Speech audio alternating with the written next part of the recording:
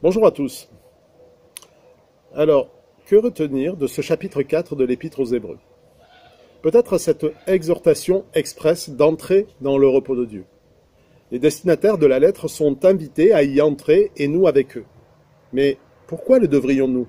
De quoi s'agit-il? Est-ce que cela nous concerne? Après tout, ne suffit-il pas de donner son cœur à Jésus? Eh bien justement, cette lettre et ce passage en particulier nous indiquent ou nous invitent à comprendre ce qu'est véritablement la foi qui sauve. Et l'exemple du pèlerinage du peuple hébreu va nous aider à comprendre. L'Exode pourrait se résumer en deux parties. La première partie, c'est celle de la libération d'Égypte. Le peuple est sorti d'Égypte par la foi, avec Moïse comme conducteur. Et dans la deuxième partie de l'Exode, ce même peuple, toujours sous la conduite de Moïse, va traverser le désert. Mais c'est dans cette épreuve du désert que le cœur du peuple d'Israël est mis à nu.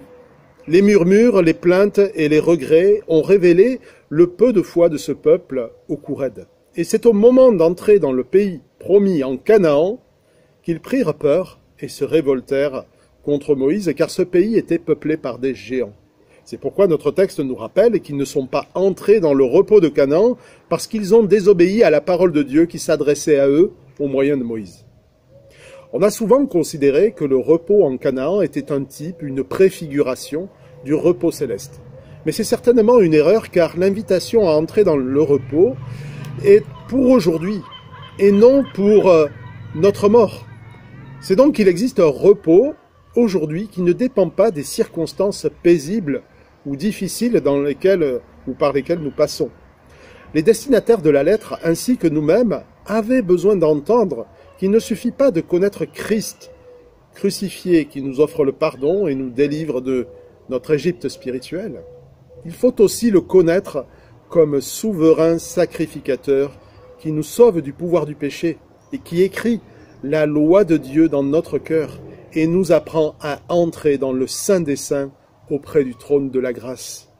Il y a une foi qui permet de sortir du péché et il y a une foi qui permet d'être libéré du péché. Il ne suffit pas de suivre Moïse, mais il faut aussi entrer avec Josué par la foi dans le repos.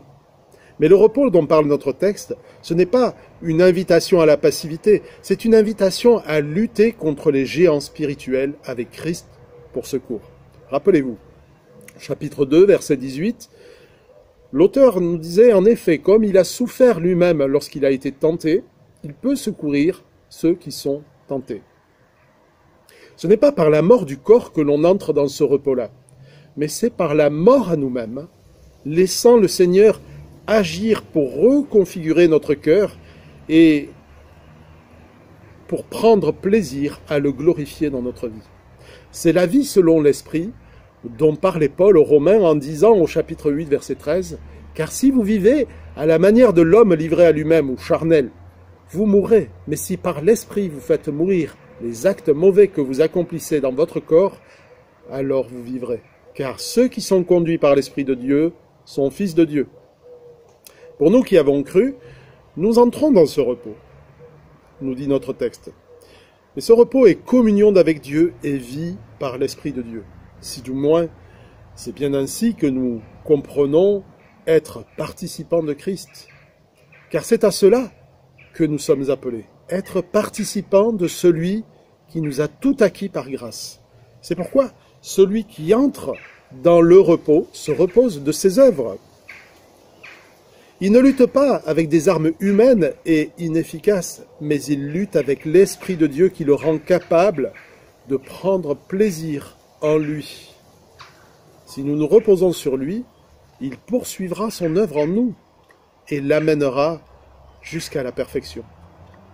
Ne faisons donc pas comme le peuple d'Israël qui ne voulait rien entendre de la parole de Dieu directement car il en était effrayé, mais acceptons avec foi de recevoir et d'obéir à cette parole de Dieu tranchante et efficace dont nous parle notre texte, car nous devrons tous rendre compte devant lui. Mais ce que le Seigneur attend de nous, c'est de croire à ce qu'il dit, le cœur prêt à obéir et à entrer dans le pays promis.